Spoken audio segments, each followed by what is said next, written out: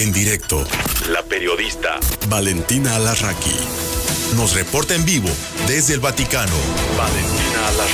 Valentina Alarraqui, corresponsal de telereportaje desde el Vaticano.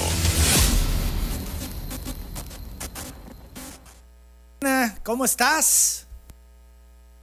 Muy bien, ¿cómo estás? Bien, pues muchas cosas que contarnos. Primero, pues este viaje apostólico que tuvo León XIV en Mónaco. ¿Cuáles serían tus impresiones, Valentina? Bueno, una visita relámpago. Todo el mundo se preguntaba por qué el Papa León XIV quiso ir a visitar Mónaco. La verdad no tenemos una respuesta oficial, por decirlo de alguna manera. Cada uno de nosotros intentó hacerse una idea. Bueno, Mónaco es el segundo país más pequeño del mundo después del Vaticano. Y de hecho, pues este encuentro entre el Papa León XIV y el Príncipe Alberto fue el encuentro entre los dos jefes de Estado de los dos países más pequeños del mundo. ¿Por qué el Papa León quiso? Porque es así. Te aseguro fue una decisión de él viajar a este pequeño estado que mide tan solo 2 kilómetros cuadrados y bueno, es famoso, lo sabemos, por los millonarios, el lujo, la Fórmula 1, el casino, el baile de la rosa. Esta es la fama que tiene Mónaco y Montecarlo. Yo creo que es primero para rendir homenaje al catolicismo de este país. ¿Por qué? Porque hay 3 pequeños estados en Europa que serían justamente Mónaco, San Marino y Malta, en cuya constitución se reconoce a la religión católica como religión de Estado, lo cual pues obviamente para el Vaticano es un factor muy interesante. Además, yo creo que el Papa quiso agradecerle al Príncipe Alberto el hecho de que el año pasado él como príncipe católico se negara a firmar la ley que despenalizaba el aborto en diferentes circunstancias, porque en Mónaco solo se puede abortar si hay peligro para la vida de la madre, si el feto realmente tiene unas malformaciones muy fuertes y en caso de violación en un plazo de 12 semanas. Pero bueno, el príncipe, así como lo había hecho el rey católico Balduino en Bélgica, se negó a firmar esta ley. Entonces yo creo que el Papa fue para agradecer esto y para reconocer pues el valor de un pequeño estado que a pesar de su pequeñez, pues en los foros internacionales comparte visiones de la Santa Sede, sobre todo en lo que se refiere a la paz, a los derechos humanos, justamente el derecho a la vida y también a la ecología, a la protección del planeta, de la creación.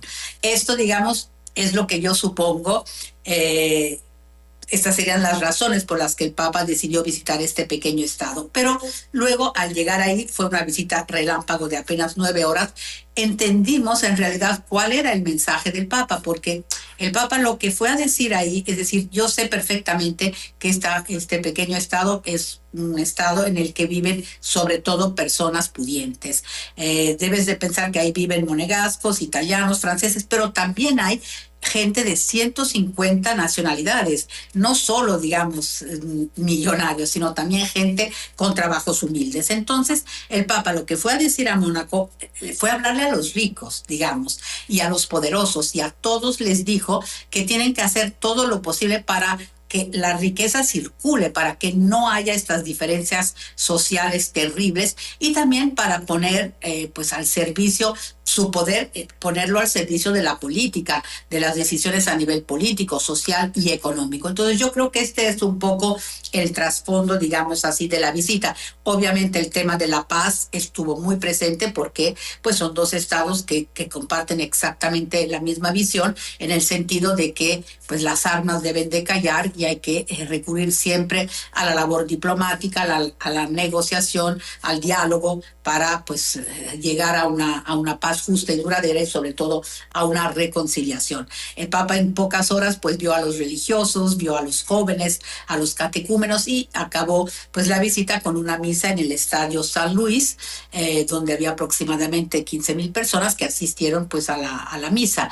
La única misa que ha sido celebrada en ese estadio. Es evidente que para Mónaco fue un día histórico porque parece curioso, pero ningún papa de la era moderna lo había visitado. No había ido Juan Pablo, no había Benedicto Benedicto XVI y tampoco había ido el Papa Francisco, aunque sí había habido invitaciones a los papas anteriores. Así que yo resumiría así, digamos, la visita del Papa a Mónaco, que finalmente acabó siendo pues la primera visita del Papa en Europa, porque pues el primer viaje fue Turquía y Líbano. Claro, ¿y cómo se vivió esto entre los corresponsales, Valentina? Porque el Papa, tengo entendido, se trasladó en helicóptero y todos ustedes aparte, cuando esto no ocurre así, cuando no es común que ocurra. No, es la primera vez que me toca. Efectivamente, el problema es que en Mónaco no hay un aeropuerto para ese tipo, para un avión grande, digamos. Entonces, el Papa prefirió ir directamente a Mónaco en helicóptero con su séquito restringido, el organizador de los viajes, sus secretarios, y el séquito papal y los periodistas que le acompañamos en esta oportunidad, que claro, fuimos menos, esta vez creo que éramos 50 en lugar de 70 o 80, pero por lo mismo, porque el Papa finalmente no viajaba con nosotros y además eran pocas horas, ¿no? Volvíamos al final de la tarde a Roma. Entonces nosotros en avión nos desplazamos hasta Niza y de Niza ya en autobuses nos llevaron a Mónaco, mientras que él viajó directamente en helicóptero y volvió en helicóptero porque, como tú sabes, dentro de los jardines del Vaticano hay un helipuerto que antes del Papa Francisco se utilizaba mucho porque por ejemplo, el Papa Juan Pablo cuando volvía siempre regresábamos al aeropuerto de Ciampino, que está muy cerca de Castel Gandolfo, y en helicóptero lo trasladaban a Castel Gandolfo. Con el Papa Francisco, como él ya no utilizaba el helipuerto, prácticamente lo donó al Hospital Pediátrico Bambino Gesù para que cuando haya casos de emergencia, digamos, en este helipuerto pueda aterrizar un helicóptero con a lo mejor un órgano o un niño enfermo, y de ahí en ambulancia se lo llevan al Hospital Bambino Gesù, que está muy, muy cerquita del Vaticano. Cambió su función el helipuerto, pero bueno, ahora pues el sábado volvió a funcionar. Bien, las 7 de la mañana con 42 minutos. ¿Hubo alguna oportunidad de que ustedes, los medios, se acercaran, los periodistas, con el Papa? No, ninguno, porque nosotros obviamente pues nos ponen en tribunas de prensa y siempre están bastante, digamos, separadas, lejitos, poco lejos de donde el Papa pues celebra o tiene el encuentro. Obviamente lo vemos pasar. Yo lo vi 2 o 3 veces el sábado, lo vi muy cerquita pasar, digamos, por ejemplo, cuando llegó a una iglesia o dentro de la catedral. Claro, lo vimos dando la vuelta en el estadio, pero de acercamiento no, absolutamente nada. La impresión de la gente de Mónaco, ¿cómo lo recibió? ¿Era un ambiente de fiesta? Yo diría que era un ambiente de fiesta, pero me habría esperado más personas en las calles. No te sé decir si fue un problema de medidas de seguridad muy estrictas o algún otro problema, porque hubo recorridos, o por ejemplo frente a la catedral, frente a la iglesia, donde sí había fieles, y había fieles de varias nacionalidades. Incluso el Papa se paró un momento con una mujer de Guatemala y empezaron a hablar en español, pero en otros recorridos la verdad no había prácticamente gente. Lo que sí no te sé decir es si hubo algún impedimento a nivel de seguridad para que la gente se pudiera acercar más a los eventos del Papa. Eso no lo supimos, digamos. Ahora, Valentina, pues ha iniciado ya la Semana Santa y con ellos los ritos que empezó ya con el Papa en pues su pontificado. ¿Nos puedes contar al respecto sobre la Misa de Ramos, etcétera? Claro, pues fue el primer domingo de Ramos del Papa León XIV y fue muy bonito ver, bueno, que el Papa obviamente es un Papa joven, un Papa que está muy bien de salud. Entonces pues volvimos a ver un Papa en el obelisco de la Plaza de San Pedro para que él pudiera presidir, digamos, toda esta procesión que recuerda la entrada de Jesús a Jerusalén hasta el atrio de la Basílica de San Pedro. En los últimos años, pues por dificultades, por los padecimientos que tenía en la rodilla y luego, bueno, por los problemas de salud más graves que tuvo, el Papa Francisco no lo había podido hacer. Ayer, de hecho, nos recordamos todos que, pues, en el último domingo de Ramos del Papa Francisco, él solo pudo estar en el atrio de la Basílica y solo solo pudo decir feliz Domingo de Ramos, que tengan una linda Semana Santa, pocas palabras porque ya estaba mal, de hecho pues murió al día siguiente de Pascua. Pero bueno, el Papa León XIV pues encabezó la procesión y ya celebró la misa en el atrio de la Basílica, y es un día muy bonito en el Vaticano por todos los ramos de olivo que hay, que se van distribuyendo también a la gente.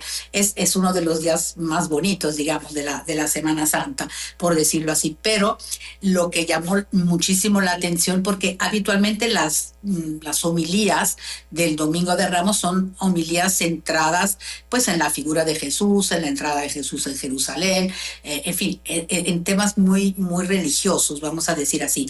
Y llamó la atención, Emanuel, porque la verdad es que toda la homilía del Papa estuvo centrada en su profunda preocupación por la guerra, por lo que está sucediendo en el mundo, sobre todo en el Medio Oriente, y realmente él expresó en varios momentos esa preocupación y sobre todo esta idea de que el Dios de los católicos es un Dios de paz, y no pueden, los católicos no pueden tolerar la guerra. Siempre los papas lo han dicho, él lo repitió, que el nombre de Dios no puede ser utilizado para justificar guerras, etcétera, pero dijo también cosas muy fuertes para aquellos que se sienten católicos, se dicen católicos, pero luego fomentan de alguna manera los conflictos. Vamos a escucharlo si quieres. Hermanos y hermanas, este es nuestro Dios, Jesús, Rey de la Paz, un Dios que rechaza la guerra, al que nadie puede utilizar para justificar el enfrentamiento, que no escucha la oración de quienes hacen la guerra y la rechaza, diciendo, por más que multipliquen las plegarias, yo no escucho. Las manos de ustedes están llenas de sangre. A mí, Emanuel, me llamó mucho la atención esta última frase del hecho de que Dios no escucha las oraciones, por muy frecuentes que sean esas oraciones, no escucha las oraciones de los hombres cuyas manos están ensangrentadas. Me pareció una frase muy fuerte, pero hubo claramente también un mensaje religioso, que es el significado de la cruz y la manera en la que Jesús aceptó la cruz, y al aceptarla prácticamente tomó en sus manos pues las cruces de millones de hombres y mujeres que en el mundo son víctimas de la violencia, de la guerra, de la persecución, y a través de las llagas de Jesús pues se tocan las heridas de la humanidad. Podemos escucharlo. Al mirarlo a él, que fue crucificado por nosotros, vemos a los crucificados de la humanidad. En sus llagas vemos las heridas de tantos hombres y mujeres de hoy.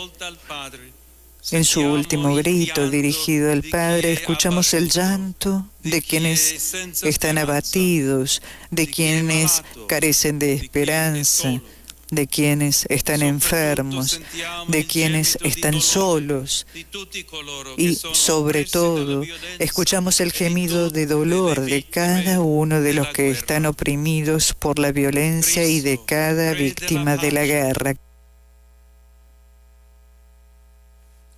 Y pues en este domingo de Ramos no podía faltar, obviamente, pues además de expresar su preocupación, también pues dirigir un llamado a los que están involucrados en este último conflicto para que cesen las hostilidades. Podemos escucharlo. Cristo, Rey de la Paz, sigue clamando desde su cruz: Dios es amor, tengan piedad, depongan las armas, recuerden que son hermanos. Pues es el tema, obviamente, este es el tema del Papa León XIV. Todos somos hermanos y evidentemente las armas tienen que callar. Había otra parte que fue, digamos, después de la celebración de la misa, obviamente hubo el rezo del Ángelus. Y ahí el Papa aprovechó para expresar otra gran preocupación, es decir, la preocupación por la situación de los cristianos que viven en el Medio Oriente, desplazados en muchas ocasiones, gente que ha tenido que abandonar sus tierras, sus países. Vamos a escuchar lo que dijo el Papa sobre estos cristianos. En el inicio de la Semana Santa estamos más que nunca cerca con la oración a los cristianos de Oriente Medio que sufren las consecuencias de un conflicto atroz y en muchos casos no pueden vivir plenamente los ritos de estos días santos. Precisamente mientras la Iglesia contempla el misterio de la pasión del Señor, no podemos olvidar cuántos hoy participan de manera real a su sufrimiento. Su prueba interpela la conciencia de todos. Elevemos nuestra súplica al Príncipe de la Paz para que sostenga a los pueblos heridos por la guerra y abra caminos concretos de reconciliación y de paz. Ha sido una súplica la que el Papa ha lanzado ayer en esta celebración del Domingo de Ramos. Y justamente mientras el Papa decía eso, bueno, acababa de suceder lo que ya sabemos en Jerusalén, cuando el ejército israelí, la policía de Israel, impidió el paso al cardenal Pizzaballa. Él es el patriarca católico de Jerusalén, es el líder de la Iglesia Católica en Tierra Santa y al custodio de Tierra Santa de la Basílica del Santo Sepulcro. Ellos no pudieron llegar hasta el Santo Sepulcro, que está cerrado por primera vez en siglos. Los frailes franciscanos siguen allá adentro, y de hecho por la mañana temprano habían celebrado la misa, y el cardenal Pizzaballa y el custodio de Tierra Santa querían ir ahí solo para rezar de una forma absolutamente privada. Después de esto hubo un fuerte comunicado, muy fuerte, de parte del patriarcado católico de Jerusalén. Y, en fin, hoy se ha llegado a un acuerdo para que se puedan celebrar algunos ritos a puertas cerradas para que puedan ser luego difundidos. Pero es un tema, evidentemente, que esta situación que nunca se había dado, pues reflejaba justamente la preocupación del Papa por la situación de estos cristianos que en esta Semana Santa no van a poder vivir los ritos de la semana más importante para la Iglesia Católica a nivel litúrgico, pero tampoco los musulmanes pudieron vivir el Ramadán y tampoco los judíos la Pascua judía. Entonces es para las tres grandes religiones, no es solo algo contra los cristianos. Y luego, bueno, al final del Ángelus, el Papa también quiso dirigir su pensamiento hacia los migrantes que mueren todos los días en diferentes partes del mundo, pero se pensó sobre todo en los que murieron en el Mediterráneo frente a la isla de Creta. Podemos escuchar lo que dijo el Papa. Deseo también confiar al Señor a las víctimas marítimas de la guerra. Rezo por los difuntos, por los heridos y por sus familiares. Tierra, cielo y mar han sido creados para la vida y para la paz. Y rezamos también por todos los migrantes muertos en el mar, en particular por aquellos que perdieron la vida en días pasados a lo largo de la isla de Creta.